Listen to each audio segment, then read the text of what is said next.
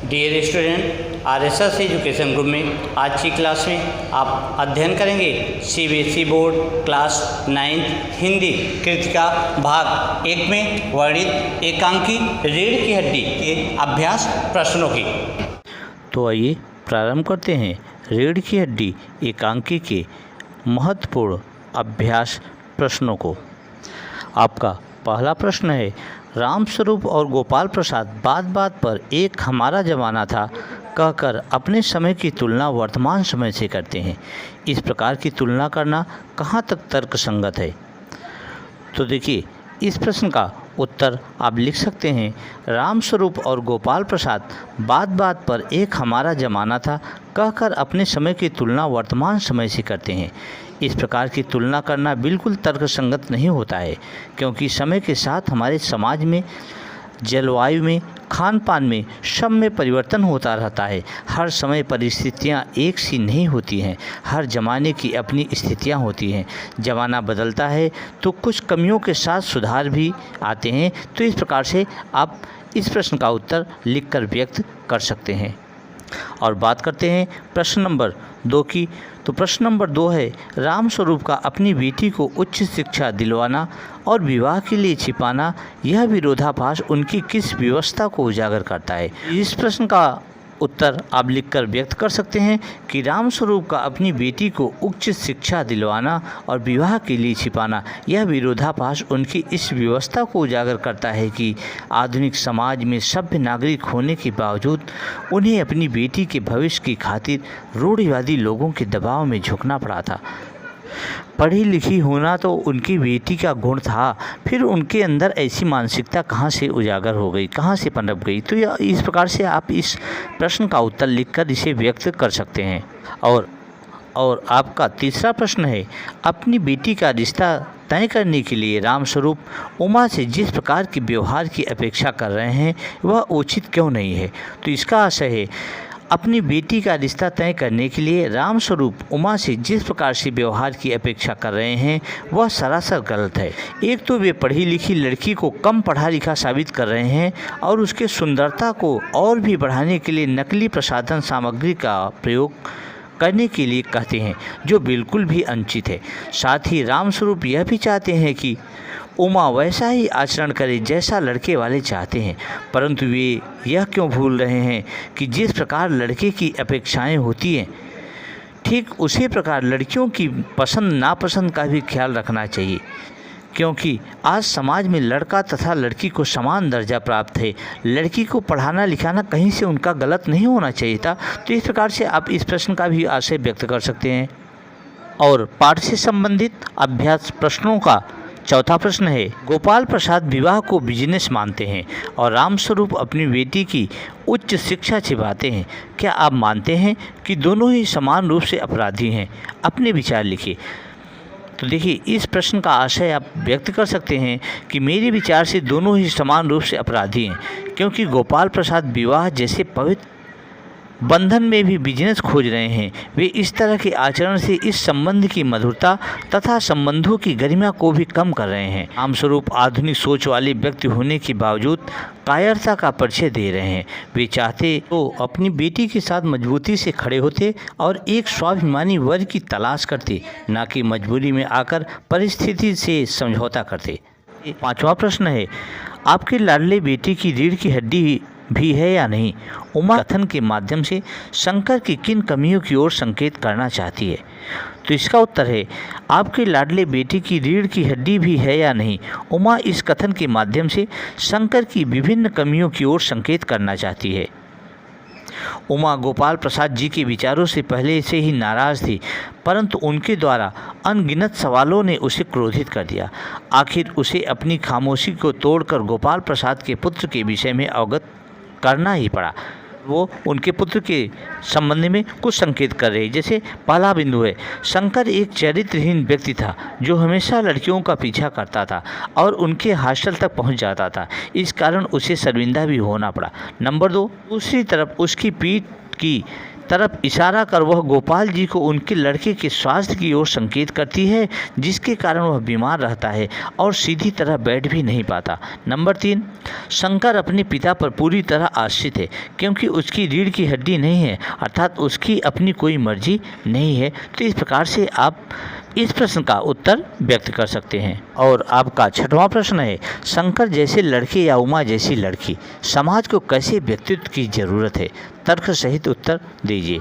तो इसका उत्तर है, समाज में आज उमा जैसे व्यक्तित्व, स्पष्टवादिनी तथा उच्च चरित्र वाली लड़की की ही आवश्यकता है। ऐसी लड़कियां ही गोपाल प्रसाद जैसी दोहरी मानसिकता रखने वाले लोगों को ठीक कर सकती हैं, ढोंगी लोगों को भी सबक सिखा सकती हैं। ऐसी लड़कियों से ही समाज और देश प्रगति कर पाएगा, जो आत्मविश्वास से भरी और निडर हो। इसके विपरीत शंकर जैसे लड़के समाज के लिए अनुपयोगी हैं, ये अभिशाप हैं। शंकर जैसे व्यक्ति समाज को कोई दिशा नहीं प्रदान कर सकते। तो इस प्रकार से आप इस पर अपने तर्क देकर इसका आंसर व्यक्त कर सकते हैं। 7वां प्रश्न है, रीढ़ की हड्डी शीर्षक की सार्थकता स्पष्ट कीजिए। तो इसका उत्तर है, यह शीर्षक एकांकी की भावना को व्यक्त करने के लिए बिल्कुल सही है। इस शीर्षक में समाज की सड़ी गली मानसिकता को व्यक्त किया गया है तथा उस पर प्रहार किया गया है, क्योंकि रीढ़ शरीर का मुख्य हिस्सा होता है, इसको सीधा रखने में मदद करता है। उसमें लचीलापन होता है जो शरीर को मुड़ने, बैठने, झुकने, कूदने में मदद करता है। इस लचीलेपन के कारण ही शरीर हर कार्य करने में सक्षम है। व्यायाम के माध्यम से हम रीढ़ की हड्डी के लचीलेपन को बनाए रखते हैं। उसी तरह समय के अनुसार हमें अपनी पुरानी रीतियों और परंपराओं को बदलना आवश्यक है। यह समय की मांग होती है। जब यह रीतियां या परंपराएं मनुष्य के हित के स्थान पर उसका अहित करने लगती हैं तो वे विकार बन जाती हैं। यह एकांकी समाज में व्याप्त इन विकारों पर कटाक्ष करता है। हमारा समाज इन मानसिकताओं का गुलाम बनकर बिना रीढ़ वाला शरीर हो जाता है। दूसरी तरफ यहाँ शंकर जैसे लड़कों से भी यही तात्पर्य है कि बिना रीढ़ का इस प्रकार के लड़कों का अपना कोई व्यक्तित्व तो नहीं होता है और इनका कोई चरित्र भी नहीं होता है। ये सारी उम्र दूसरों के इशारों पर ही चलते हैं। ये लोग समाज के ऊपर बोझ के सिवाय कुछ नहीं होते। इसलिए उमा ने इन्हें बिना रीढ़ की हड्डी वाला कहा है। और आपका अगला प्रश्न है, कथा वस्तु के आधार पर आप किसे एकांकी का मुख्य पात्र मानते हैं और क्यों? तो इसका उत्तर है, कथा वस्तु के आधार पर एकांकी का मुख्य पात्र उमा है, क्योंकि पूरी एकांकी इसके ही इर्द गिर्द घूमती रहती है। भले ही पाठ में उसकी उपस्थिति थोड़े ही समय के लिए है, परंतु उसके विचारों से प्रभावित हुए बिना हम नहीं रह सकते हैं। वह हमें बहुत कुछ सोचने के लिए मजबूर करती रहती है। उसकी उपस्थिति हमारे समाज में रहने वाली सभी नारी समाज को एक नई सोच और नई दिशा प्रदान करती है। समाज की मानसिकता पर व्यंग करने का जो प्रयास लेखक ने किया है उसका माध्यम उमा ही है। तो इस प्रकार आप एकांकी की मुख्य पात्र और नायिका उमा को ही मानते हैं, उमा को ही समझते हैं। तो ऐसा लिखकर आप व्यक्त कर सकते हैं। 9वां प्रश्न है, एकांकी के आधार पर राम स्वरूप और गोपाल प्रसाद की चारित्रिक विशेषताएं बताइए। तो इसका उत्तर है, राम स्वरूप और गोपाल प्रसाद की चारित्रिक विशेषताएं निम्नलिखित हैं। जैसे राम स्वरूप जी आधुनिक और प्रगतिशील विचारधाराओं से संपन्न हैं, परंतु एक मजबूर पिता हैं। वे एक तरफ तो स्त्री शिक्षा के समर्थक हैं, तो दूसरी तरफ बेटी के विवाह के समय यही शिक्षा छिपाने का प्रयास करते हैं, जिससे उनकी व्यवस्था तथा कायरता झलकती रहती है। दूसरी तरफ राम गोपाल जी निहायती चालाक, बड़बोले, लालची और पढ़े लिखे होने के बावजूद भी स्त्री पुरुष की समानता में अविश्वास रखने वाले व्यक्ति हैं। इसी कारणवश वे अपने मेडिकल में पढ़ने वाले बेटे शंकर का विवाह कम पढ़ी लिखी लड़की उमा से करवाना चाहते हैं। वे विवाह जैसे पवित्र रिश्ते को भी बिजनेस मानते हैं। इससे उनका लालची स्वभाव का पता चलता है। यह इनकी चारित्रिक विशेषताएं हैं।